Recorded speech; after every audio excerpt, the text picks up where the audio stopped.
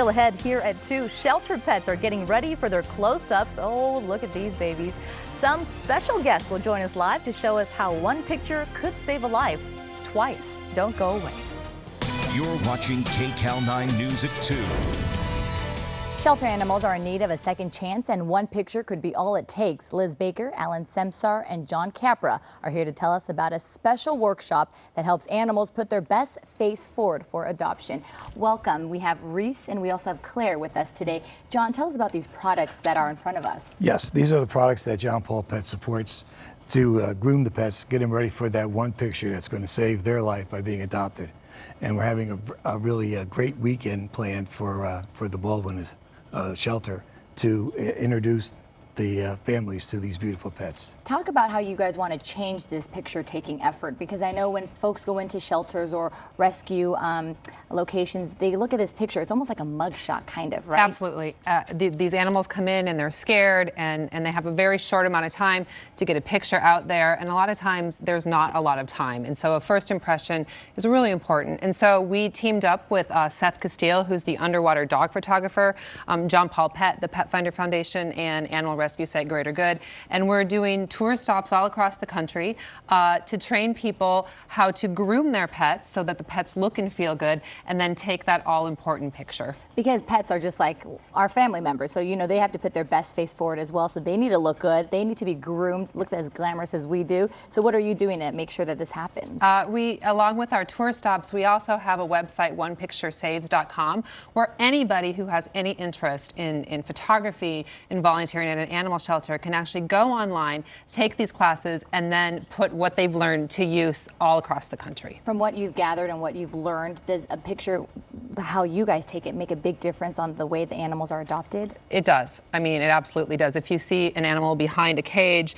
that's backed up, you're not going to get the sense of its personality and the life, and you're not going to make the connection. And so if you have a good picture, it's like a dating photo, right? I mean, it's the same thing. You want your best picture up there. So what type of pictures do you suggest that, I guess, pet owners or maybe even animal shelters do to make sure that it comes across like that?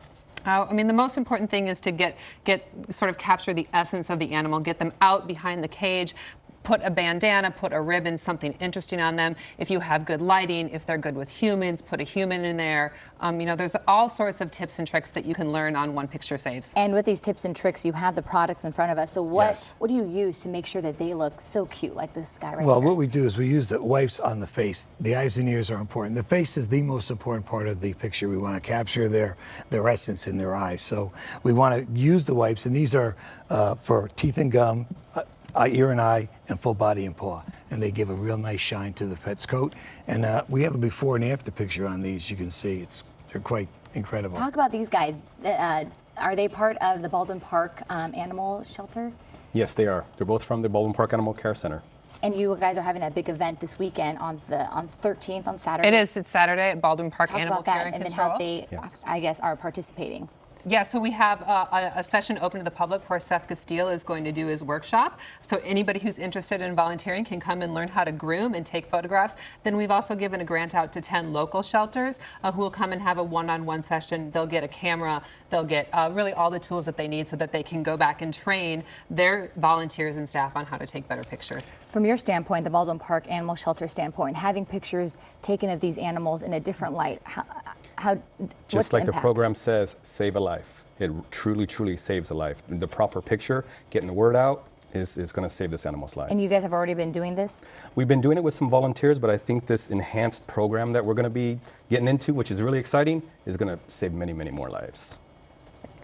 Okay, and we have Reese here with us, and Reese is available for adoption. Oh, he is? Okay. If anyone adopts Reese and takes her home today or the next couple of days, we'll give them a 1-year supply of John Paul Pet to make sure they're very well taken care of. Great. What about Claire? And same thing with Claire. Claire is available today online as well. You can go to johnpaulpet.com and you can adopt her through there, or you can go to Greater Good. What kind of dogs are they? Like a terrier mix and a little silky terrier mix. Silky terrier. And then how are they with families?